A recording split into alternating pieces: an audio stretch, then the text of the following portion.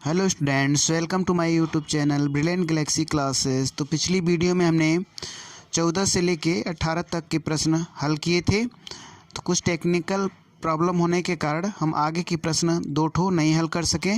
तो आज इस वीडियो में हम उसके आगे के 2 प्रश्न अर्थात 19वां और 20वां प्रश्न हल करेंगे। तो आप देख पा रहे हैं प्रश्न, 200 लट्ठों को ढेरी के रूप में इस प्रकार रखा जाता है कि सबसे निचले वाली पंक्ति में 20 लट्ठे, उससे अगली वाली पंक्ति में 19 लट्ठे, उससे अगली पंक्ति में 18 लट्ठे इत्यादि। ये 200 लट्ठे कितनी पंक्तियों में रखे गए हैं तथा सबसे ऊपरी पंक्ति में कितने लट्ठे हैं। जैसे कि देख सकते हैं, इस वाले पंक्ति में सबसे निचले वाले पंक्ति में 20 है, उसके ऊपर वाले में 19, उसके ऊपर वाले में 18 और इस प्रकार रखे गए हैं लट्ठे 200। तो 200 लट्ठे कितनी पंक्तियों में आएंगे और सबसे ऊपर वाली पंक्ति में कुल कितने लट्ठे होंगे। तो आइए इसको हम हल करते हैं। तो यहाँ पे हम देख पा रहे हैं कुल लट्ठे 200 हैं। तो SN इसे मान लेते हैं, कुल पदों का जोड़। देखिए, पंक्तियों में लट्ठों की संख्या AP का निर्माण कर रहे हैं, क्योंकि पहले में 20 है, दूसरे पंक्ति में 19, 18, 17 ऐसे AP का निर्माण हो जा रहा है। तो N कितना होगा, हमें N निकालना है, जबकि SN हमको मालूम है। तो यहाँ से हम A भी निकाल सकते हैं। तो यहाँ पे हम हल कर रहे हैं। यहाँ पे A = 20 और D हम निकाल ले रहे हैं 19 - 20, 19 में से 20 घटाएंगे तो -1। ठीक, अब देखिए, अब हम SN का फार्मूला लगाते हैं, या N/2 ब्रैकेट में 2A + N-1 और D बराबर SN होता है। तो यहाँ पे N की वैल्यू हमें नहीं मालूम, SN मालूम है 200, N हमें निकालना है। ठीक, तो कुल कितनी पंक्ति हैं। तो यहाँ पे हम मान लेते हैं कि N पंक्ति, यहाँ पे थोड़ा सा आप लिख लीजिए, माना कुल N पंक्ति हैं। ठीक, तो N पंक्ति हम मान के चल रहे हैं, तो N की वैल्यू हमें निकालना है। तो यहाँ पर हम N/2 और 2 × A की वैल्यू हम 20 ले रहे हैं, जो कि दिया गया है, प्लस N नहीं मालूम है और D की वैल्यू -1, ये मल्टीप्लाई है। तो हम ऐसे कर दें तो क्लियर हो जाएगा कि मल्टीप्लाई है। अब N/2 और 40 -N और +1 और इक्वल टू 200। यहाँ पे हल करेंगे तो N और 40 और 1 41 और -N /2 200 इक्वल टू, देखिए क्रॉस मल्टीप्लाई कर लीजिए तो N का मल्टीप्लाई इसमें होगा और 2 से इसमें होगा तो 400। अगर हम यहाँ पे गुणा करेंगे तो -N² और +41N, ठीक ना। पहले हमने इसमें इसको कर दिया है और यहाँ पे बराबर 400। ठीक, अब देखिए, अगर हम माइनस से दोनों पक्ष में गुणा कर दें तो ये पॉजिटिव हो जाएगा। तो N को आप पॉजिटिव बना लीजिए, गुणा करके दोनों पक्षों में हमने माइनस से गुणा कर दिया, तो -41N और यहाँ पे -400। ठीक, अब देखिए N² और ये 400 इधर लाएंगे तो प्लस हो जाएगा, ये इधर लाएं तो +400 बराबर 0। ये आपका द्विघात समीकरण बन गया। अब इसको हम ब्रेक कर लेते हैं। तो एक बार हम और लिख दे रहे हैं इसको, N² -41N और +400। यहाँ पे देखिए, इसको हम तोड़ेंगे तो N² -25N और -16N और +400। गुणनखंड करना आप जानते हैं, इसका इसमें गुणा किए 400, तो इसको ऐसा ब्रेक करेंगे कि जोड़ने से 41 आए और गुणा करने से 400, तो ये ऐसा ब्रेक किया हुआ है। तो यहाँ से अब देखिए, अब हम कॉमन ले लेंगे N -25 और यहाँ पे -16 ले लीजिए, N -25 बराबर 0। तो यहाँ पे आप देख पा रहे हैं n-16 एक ब्रैकेट में और एक ब्रैकेट में n-25 बराबर 0। अब अगर हम इससे n-16 अगर बराबर 0 ले रहे हैं तो n बराबर कितना हो जाएगा 16 और n-25 बराबर 0 ले रहे हैं तो n बराबर 25 होगा। ठीक, तो n 16 और 25 दोनों आ गया। देखिए 25 पंक्ति भी हो सकती है और 16 पंक्ति भी हो सकती है। तो अब हम चेक कैसे करेंगे कि कौन सा आंसर सही है। तो यहाँ पे अगर हम चेक कर लें, अगर 16 पंक्ति होंगी तो an हम निकाल के a16 चेक कर लेते हैं और n पंक्ति होगी तब हम चेक कर लें a25 कितना होगा। देखिए a25 अगर हम निकाल लें तो a + 24d।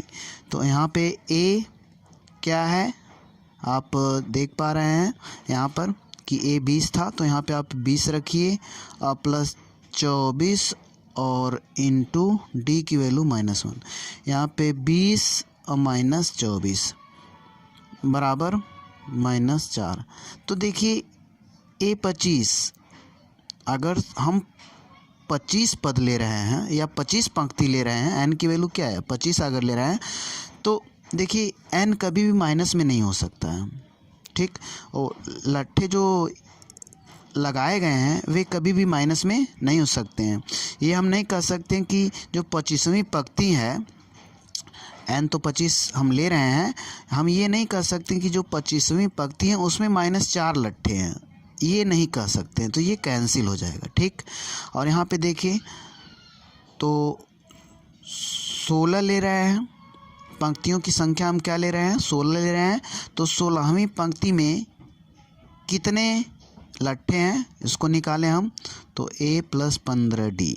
ठीक, तो यहाँ पे a की वैल्यू 20 है और प्लस 15 इंटू -1। ठीक, तो यहाँ पे 20 और -15 बराबर 5। तो ये आपका सही होगा क्योंकि इसमें 5 आ रहा है। 16वां पद जो है 5 है, मतलब कि जो 16 पंक्ति हैं एकदम ऊपर वाली पंक्ति 16वीं पंक्ति है और उसमें 5 लट्ठे होंगे। ठीक, यहाँ पे देखिए n 25 था, तो अगर 25 पंक्ति हैं तो 25वीं पंक्ति में अंतिम पंक्ति में -4 लट्ठे हो रहा है जो कि इम्पॉसिबल है।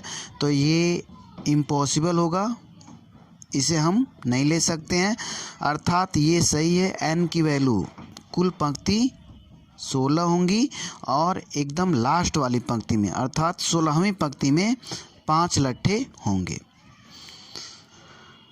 तो यहाँ पे आप लिख सकते हैं पंक्ति 16 और 16वीं पंक्ति में 16वीं पंक्ति में 5 लट्ठे होंगे। तो ये 2 उत्तर हैं आपके। ठीक, अब आते हैं अगले प्रश्न पर। तो आते हैं अगले प्रश्न को देखते हैं। एक आलू दौड़ में प्रारंभिक स्थान पर एक बाल्टी रखी हुई है जो पहले आलू से 5 मीटर दूरी पर है तथा अन्य आलुओं को एक सीधी रेखा में परस्पर 3 मीटर की दूरी पर रखा गया। इस रेखा पर 10 आलू रखे गए हैं। प्रत्येक प्रतियोगी बाल्टी से चलना प्रारंभ करती है, निकटतम आलू को उठाती है, उसे लेकर वापस आकर दौड़कर बाल्टी में डालती है। दूसरा आलू उठाने के लिए वापस दौड़ती है, उसे उठाकर वापस बाल्टी में डालती है और वह ऐसा तब तक करती रहती है जब तक सभी आलू बाल्टी में ना आ जाएं। इसमें प्रतियोगी को कुल कितनी दूरी दौड़नी पड़ेगी। तो देखिए यहाँ पे कहा गया है जैसे आलू रेस है, यहाँ पे ऐसे आलू रखा गया है। पहला आलू 5 मीटर की दूरी पर, दूसरा जो है 5, 3, 8 मीटर की दूरी पर। देखिए पहला केवल 5 मीटर की दूरी पर बाल्टी से और फिर 3-3 मीटर की दूरी पर सभी आलू रखे गए हैं जो कि 10 हैं संख्या में। और यह लड़की एक प्रतियोगी यहाँ से चल रही है, इस आलू को उठाकर इसमें रख रही है, फिर यहाँ से चलकर इस आलू को उठाकर इसमें रख रही है, फिर यहाँ से चल के इस आलू को उठाकर इसमें रख रही है। तो ऐसे वह सभी 10 आलुओं को उठाकर रखेगी तो उसे कुल कितनी दूरी चलना पड़ेगा। तो देखिए पहले आलू को रखने में उसे कुल कितना दूरी चलना पड़ेगा। यहाँ से गई, उठी, यहाँ पे आई दौड़कर और इसको उठा के रखी तो 10 मीटर की दूरी उसे चलना पड़ेगा। और फिर दूसरे आलू को यहाँ से फिर चलेगी, यहाँ तक आएगी तो 8 मीटर की दूरी जाएगी, फिर 8 मीटर वापस आएगी, रखेगी तो दूसरे आलू को रखने में उसे 16 मीटर की दूरी तय करनी पड़ेगी। ठीक, तो इस प्रकार यह आलूओं को रख रही है। तो आइए देखते हैं इसको। देखिए आलूओं को उठाकर बाल्टी में रखने पर चली गई दूरी, तो देखिए 10 है, 16 मीटर, 22 मीटर ऐसे है। और लास्ट में 10वें आलू को रखने में चली गई दूरी। ठीक, तो आप देख रहे हैं ये AP बन जा रहा है, जिसमें A जो है 10 है, हमें कुल जोड़ निकालना है। 10वें आलू को रखने में चली गई दूरी यहाँ पर है। ठीक, तो हमें तो ये मालूम नहीं है कि 10वें आलू को जब रख रही है तो वो कितना मीटर दूरी तय कर रही है, तो उसे हमें निकालना पड़ेगा। अभी हम निकाल दे रहे हैं। देखिए D कितना है, 16 में से 10 घटाएंगे, 16 - 10 बराबर 6। अब यहाँ पे इस दूरी को निकाल रहे हैं, ठीक ना। तो हम A10 निकालेंगे तो पता चल जाएगा 10वें आलू को रखने में चली गई कितनी दूरी है। तो यहाँ पे n/2 मतलब 10 बटे n A प्लस, यहाँ पे काट दीजिए, A प्लस n-1 और D। ठीक, तो यहाँ पे आप देख पा रहे हैं, या 9D लिख सकते थे।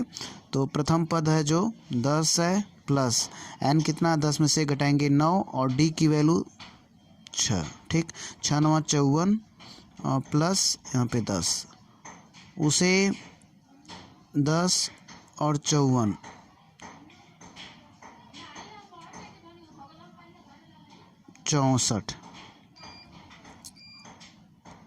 64 मीटर उसे चलना पड़ेगा।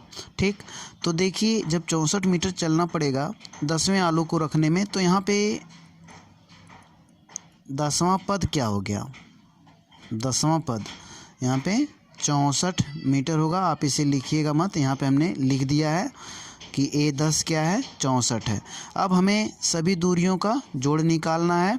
तो यहाँ पर हम सीधे 10 करेंगे, n/2 10/2 और ब्रैकेट में A + L होता है, तो A देख रहे हैं आप 10 है, तो हम सीधे मान रख दे रहे हैं।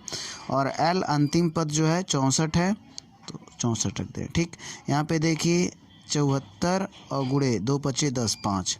ठीक, और यहाँ पे 5 चौको 20, 5 × 35 36 37, तो 370 मीटर उसे दौड़ना पड़ेगा सब आलूओं को बाल्टी में लाकर रखने में। ठीक, तो इस प्रकार कुल दूरी उसे 370 मीटर तय करनी पड़ेगी। तो यह पूरा चैप्टर समाप्त हुआ। अगली वीडियो में हम प्रश्नावली 5.4 का ऐच्छिक पढ़ाएंगे। तो thank you for watching my videos.